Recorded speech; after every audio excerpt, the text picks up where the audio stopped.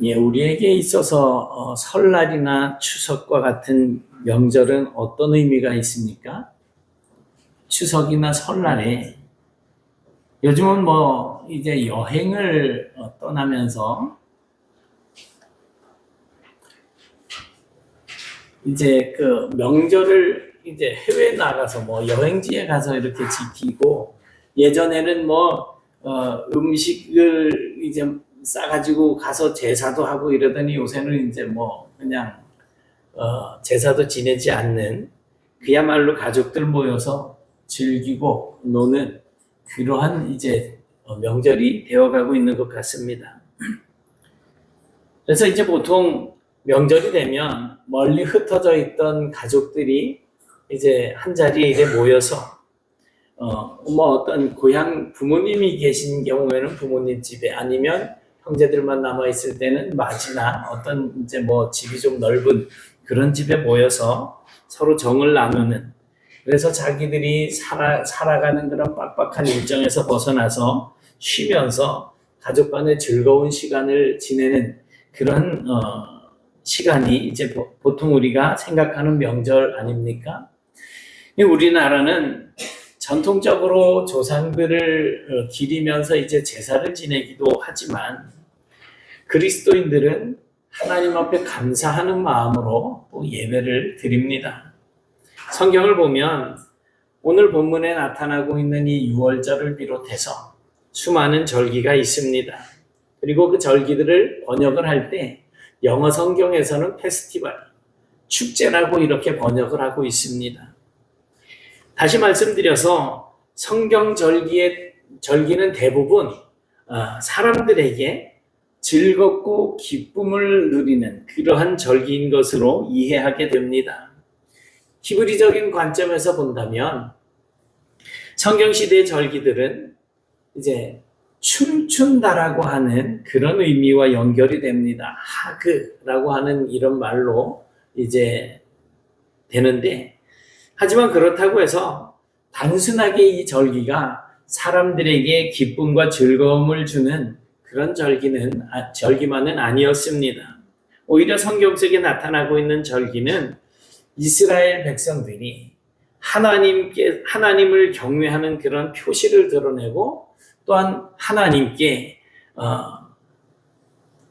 자신들이 어떻게 구원을 얻었는가 하는 것을 이제 기억하고, 그 절기에 이제 자신들이 받게 된 게 구원의 은혜를 자손들에게 가르치면서 영원히 잊지 않고 그것을, 그 구원받았음에 대해서 즐거워하고 기뻐하는데 이 절기의 의미가 있는 것입니다. 그래서 실제로 성경의 절기의 모든 행사와 예식들은 모두 하나님께서 이스라엘 백성들에게 어떠한 은혜를 베푸셨는지 그것을 기억할 수 있는 내용들로 이렇게 구성이 되어져 있습니다. 오늘 본문에는 하나님께서 이스라엘 백성들에게 유월절이라고 하는 절기를 지켜야 할 내용에 대해서 설명을 해주고 있습니다. 이 유월절이라고 하는 것은 유월, 넘어간다라고 하는 뜻이에요. 오늘 읽은 말씀에도 이제 그 문에 발라져 있는 피를 보면 죽음의 신이 그 집을 넘어간다는, 지나간다는 겁니다. 그래서 오늘은 읽은 말씀에 나오고 있는 유월절이라고 하는 이 절기를 통해서 이스라엘 백성들이 어떻게 하나님을 기억했는지, 그리고 그 의미가 무엇인지에 대해서 말씀을 나누고 또 우리의 삶에 적용을 해보고자 합니다. 2절에 보니까 이 달을 너희에게 달의 시작 곧 해의 첫 달이 되게 하고 라고 말씀을 하고 있습니다. 성경에 등장하고 있는 날짜를 계산하는 것을 보면 6월절이 들어가 있는 달을 니산월이라고 합니다. 니산월. 그 해의 첫 달로 삼는다는 것입니다.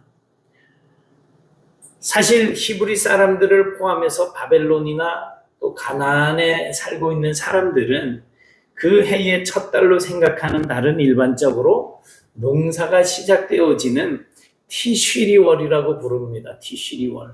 그런데 우리 달력으로는 9월에서 10월, 상간입니다. 이 티시리월은 농사가 시작되어지는 달이면서 또한 유대 전승에 의하면 인류가 창조되어진 달이라고 하기도 합니다. 하지만 하나님은 이스라엘 백성들에게 티시리월이 아닌 니산월을 그 해의 첫 달이 되게 하라고 하시는 그런 명령을 하고 있습니다. 이 니산월은 우리 달력으로 이제 3, 4월경이에요. 그래서 우리가 6월절, 부활주일이 이제 오게 되는 그때가 3월, 4월경이잖아요. 유대 랍비들의 해석에 따르면 니산월을 그 해의 첫 달로 삼으라고 하신 그 이유는 사람도 인생을 살다 보면 엄마의 뱃속에서 약 한 10개월 정도 이렇게 있다가 태어나는 생일이 있잖아요. 그리고 또 살다가 보면 어떤 큰 사고를 만나서 죽을 뻔했다가 다시 살아나는 그런 날도 있다는 것입니다. 이스라엘 백성들에게 있어서 이 6월절이라고 하는 것은 바로 이 두 번째 날과 같은 의미를 가지고 있습니다. 애굽에 내려가서 그들이 이제 노예의 삶을 살면서 이스라엘 백성이 거의 그냥 죽을 수밖에 없는, 노예로 죽을 수밖에 없는 그런 상황에 놓여 있었지만 바로 그 순간에 하나님의 은혜로 구원을 받아서 다시 살 수 있게 되었다는 것입니다. 그래서 이스라엘 백성들에게 있어서 이 니산월은 단순한 한 달이 아니라 새 생명을 얻은 달이라고 하는 의미였습니다. 그들은 애굽에서 죽을 수밖에 없는 그러한 형편에 있었지만 하나님께서 그들을 구원해 주셔서 새 생명을 얻은 달이다. 그 때문에 하나님께서는 이 니산월을 한 해의 첫 달로 그렇게 삼아서 구원의 은혜를 기억하면서 살아가게 하신 것입니다.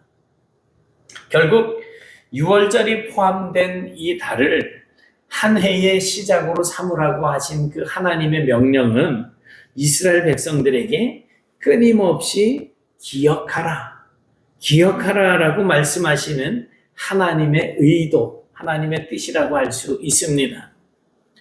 이스라엘 백성들이 6월절을 지킬 때 반드시 따라야 할 중요한 원칙 가운데 하나가 바로 3절에 나오는 가족대로라고 하는 법칙입니다. 3절 같이 보십니다. 시작. 너희는 이스라엘 온 회중에게 말하여 이르라. 이달 열흘에 너희 각자가 어린 양을 잡을지니 각 가족대로 그 식구를 위하여 어린 양을 취하되. 이제 이달 니산월을 우리로 말하자면 1월로 치자는 거예요. 1월로. 하나님께서 그렇게 명령을 하신 거예요. 그래서 1월 10일이 되면 어린 양을 잡으라는 것입니다. 그 각 가족대로 식구를 취하여 어린 양을 취하되, 식구들을 위해서. 왜 가족대로일까요? 6월절은 개인적으로 지킬 수 있는 절기가 아니었습니다. 반드시 가족이 함께 모여야 했고 그 수는 적어도 10명은 되어야 됐습니다. 온 가족이 모여서 최소한 10명이 되어야 한다는 거예요. 오늘 본문에도 보면 수가 부족하면 옆집과 모여가지고 수에 맞게 한 마리를 잡으라고 그렇게 말씀을 하고 있지 않습니까?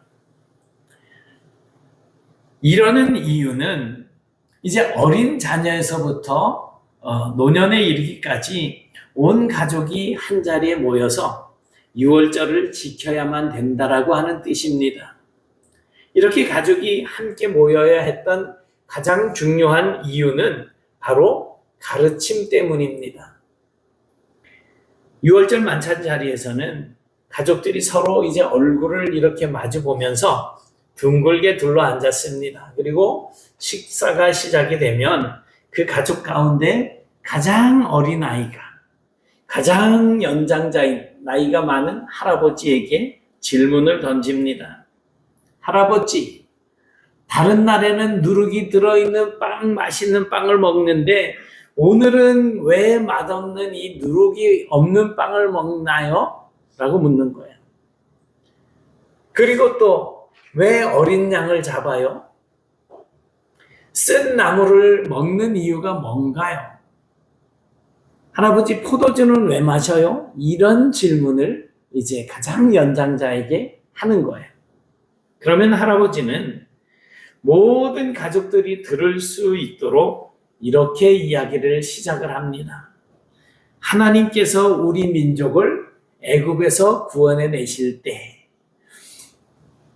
유월절은 애굽에서 이제 하나님께서 이스라엘 백성들을 탈출시키시는 바로 그 시점에서 지켜지게 되잖아요. 유월절에 있었던 출애굽, 즉 구원의 이야기를 처음부터 끝까지 차근차근 이제 연장자가 가족들에게 들려주는 것입니다. 그리고 그 이야기를 듣고 있는 가족들은 자연스럽게 구원하신, 자기들을 구원해 주시는 그 하나님을 찬양하게 되는 겁니다. 그리고 이러한 전통은 그저 1, 2년 한두 해로 끝나는 것이 아니라 수천 년 동안 이스라엘 민족 가운데 이어져 내려왔고, 또 그 과정을 통해서 이스라엘 백성들은 어려서부터 하나님께서 자신들을 어떻게 구원해 내셨는지를, 어떻게 자신들을 구원해 주셨는지를 배우게 되는 거예요. 결국 6월절에 가족대로 지키라라고 하시는 이 명령은 하나님께서 행하신 구원의 역사를 가장 연장자가 온 가족에게 설명하고 또 전하도록 하기 위함이었던 것입니다. 여러분, 우리는 우리의 자녀들에게 하나님을 어떻게 가르치고 계십니까? 하나님과 하나님의 구원에 대한 이 이야기는 부모를 통해서, 그리고 가정을 통해서 가장 깊이 있게 전해질 수가 있습니다. 이 가정에서 하나님을 바르게 섬기는 모습이 자녀들에게 보여지지 않는다면 자녀들이 신앙생활하는 것은 쉽지 않습니다. 그래서 부모가 나를 구원해 주신 하나님에 대하여 아이들에게 바르게 가르치는 것, 이것이 아이들에게 신앙의 유산으로 대물림될 수가 있다는 사실을 기억하셔야지 됩니다. 물론 주일학교 교육도 중요하지만 하나님을 배우는 가장 중요한 자리는 바로 가정이라고 하는 사실을 반드시 기억하시기 바랍니다. 그래서 가정 예배를 드리거나 또 말씀을 묵상하면서 서로 내가 묵상한 이 말씀들을 나누는 이런 작은 어떤 실천들이 자녀들에게는 평생의 신앙의 유산이 될 수 있다는 것입니다. 또 6월절에 지켜야 할 중요한 규례 한 가지는 뭐냐 하면 어린 양을 잡으라는 것입니다. 다시 한번 보시겠습니다. 시작. 너희는 이스라엘 온 회중에게 말하여 이르라. 이달 열흘에 너희 각자가 어린 양을 잡을지니 각 가족대로 그 식구를 위하여 어린 양을 취하되. 아멘. 어린 양을 잡는 데에는 두 가지 이유가 있습니다. 어린 양을 잡는 첫 번째 이유는 그 양의 피를 그 집 문설주와 좌우 인방에 바르기 위함이었습니다. 7절에 보니까 그 피를 양을 먹을 집 좌우 문설주와, 문 양쪽에 이 설주에 기둥, 그리고 인방에 어린 양의 피를 바르라는 것이죠. 그리고 두 번째 이유는 뭐냐면 8절부터 그 이유가 나오는데 그 고기를 먹기 위함입니다. 8절부터 10절까지 한번 보시겠습니다. 시작. 그 밤에 그 고기를 불에 구워 무교병과 쓴 나물과 아울러 먹되 날 것으로나 물에 삶아서 먹지 말고 머리와 다리와 내장을 다 불에 구워 먹고 아침까지 남겨두지 말며 아침까지 남은 것은 곧 불사르라. 아멘. 그런데 이 각각의 내용들에는 저마다 의미가 있습니다. 먼저 그 피를 집 좌우 문설주와 그 인방에 바르라는 의미는 그 집안에 있는 모든 사람은 이제 죽음의 천사가 애굽의 애굽 안에 있는 모든 처음 난 것들, 사람이나 가축이나 처음 난 것들을 죽이던 그 밤에 이 피를 보고 그들의 생명이 유지될 수 있게 하는 그런 표시였던 것입니다. 내가 피를 볼 때에 너희를 넘어가리니 라고 말씀하시잖아요. 그리고 예수님을 유월절 양이라고 비유하는 이유는 십자가에서 흘리신 그 예수의 피로 말미암아 예수를 믿는 모든 사람이 죽음을 보지 않고 생명을 얻을 수 있게 되기 때문입니다. 고린도전서 5장 7절 말씀 시작. 너희는 누룩 없는 자인데 새 덩어리가 되기 위하여 묵은 누룩을 내버리라. 우리의 유월절 양 곧 그리스도께서 희생되셨느니라. 아멘. 그러니까 예수 그리스도로 우리의 좌우 설주와 인방에 피를 바르면, 그러면 우리는 지금 예수의 피를 바를 수가 없잖아요. 이게 뭐예요? 예수님을 믿으면. 그러니까 두 번째 이유로 어린 양 고기를 불에 구워 모든 가족 구성원이 먹으라는 것은 모든 가족 구성원이 어린 양의 죽음과 연결이 되어 있다라고 하는 것을 표시하기 위함입니다. 피를 바르고 고기를 먹는 거죠. 모든 가족이 양고기를 먹음으로 그 양의 죽음에 자기도 참여하는 것이 되는 그런 표시라는 것입니다.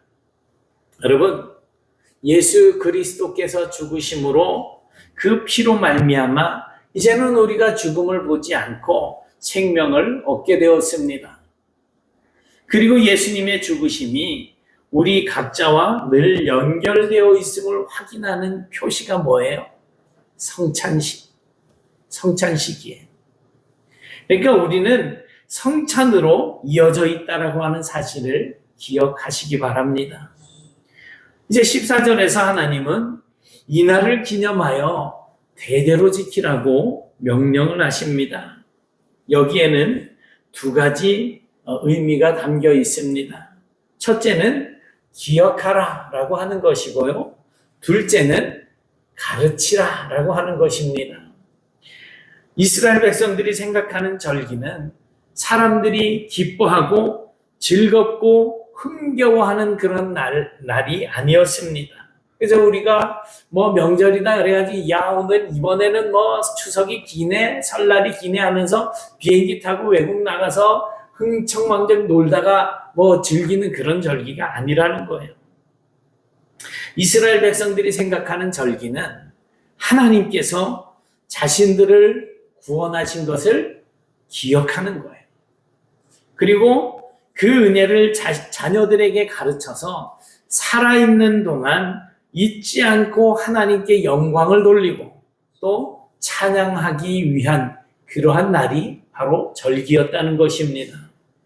하나님께서 절기의 규례를 주신 이유는 해마다 그 절기를 통해서 하나님을 경외하는 삶을 연습하게 하시기 위함이었던 것입니다. 그래서 우리도 이제 얼마 안 있으면 고난주간을 해서 이제 부활절을 지키게 될 것이고, 이러한 절기들을 통해 가지고 우리가 하나님을 찬양하는 그러한 삶을 살고 또 하나님을 경외하는 삶을 연습하는 것입니다.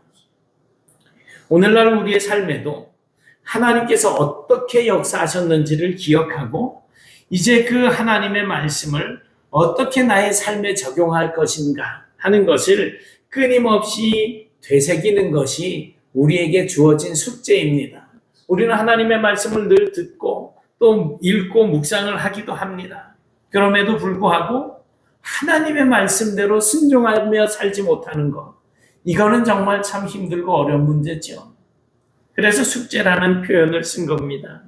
오늘 본문에서 이스라엘 백성들에게 명령하심으로써 그들이 절기를 통해 하나님을 기억하고 또 그들의 삶을 통해서 그 하나님을 경외할 수 있도록 하셨던 것처럼 저와 여러분의 삶에서 날마다 하나님을 섬기고 내 이웃을 내 몸처럼 사랑하라고 하시는 그 말씀을 지켜서 이제는 세상 속에서 하나님의 백성으로서의 이 정체성을 잊지 말고 정말 하나님의 백성다운 삶을 살아가는 그런 성도가 되시기를 축원합니다.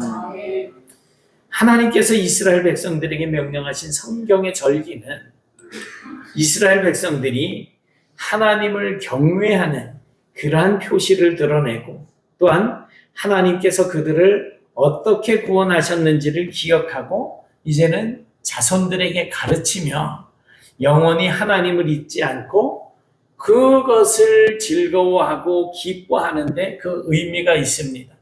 야, 절기가 왔네. 맛있는 거 먹겠네. 가족들 모이겠네. 그동안에 내가 나누지 못했던 그런 교제를 충분히 나누겠네. 여기에 기쁨의 의미를 두는 것이 아니고 하나님께서 우리를 구원해 주셨다.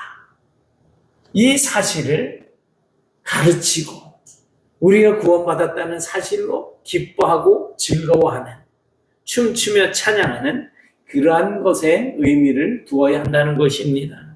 오늘날 우리가 하나님의 백성으로서 세상을 살아갈 때도 하나님께서 우리의 인생에 어떻게 개입하셨는지 그리고 그로 인해서 얻게 된 새 생명을 우리는 어떻게 자손들에게 가르치고 또 살아가야 할지를 깊이 생각을 하시고 이제는 하나님의 백성으로서 정말 가치 있는 삶을 살아가시는 그런 저와 여러분들이 되실 수 있기를 주님의 이름으로 축원합니다. 사랑의 하나님 감사합니다. 오늘 말씀을 통하여서 6월절의 의미와 또 하나님께서 우리에게 절기를 허락하신 그 의미들을 생각을 했습니다. 특별히 6월절 이제 그 피를 어린 양의 피를 문에 바르고 또 그 고기를 나누어 먹으면서 이제 예수 그리스도로 말미암아 우리가 구원을 얻게 되고 이제 예수 그리스도의 살과 피를 나누는 성찬 예식을 통하여서 우리가 그리스도 안에서 이렇게 깊은 관계를 맺으며 살아갈 수 있다라고 하는 이 사실을 기억하게 하심을 감사드립니다. 하나님, 저희들이 이제 구원받은 것에 만족하지 아니하게 하여 주옵시고 이제는 우리 자녀들이 주님의 품으로 돌아와서 하나님을 예배하는 삶을 살아갈 수 있는 자리에 서 있을 수 있도록 저희들이 하나님의 구원을 먼저 기뻐하게 하시고 이 내가 받은 구원에 대하여 이제 자녀들에게 잘 가르치고 이 자녀들 또한 저희들과 같이 가르치고 지키는 삶을 살아갈 수 있는 그런 신앙의 삶에 머무를 수 있도록 도와주셔서 우리 가정과 우리의 가족들이 주님 은혜 가운데 구원함을 누리며 이 세상에서 정말 주로 말미암는 기쁨과 평강한 삶을 살아갈 수 있는 은총들을 베풀어 주시옵소서.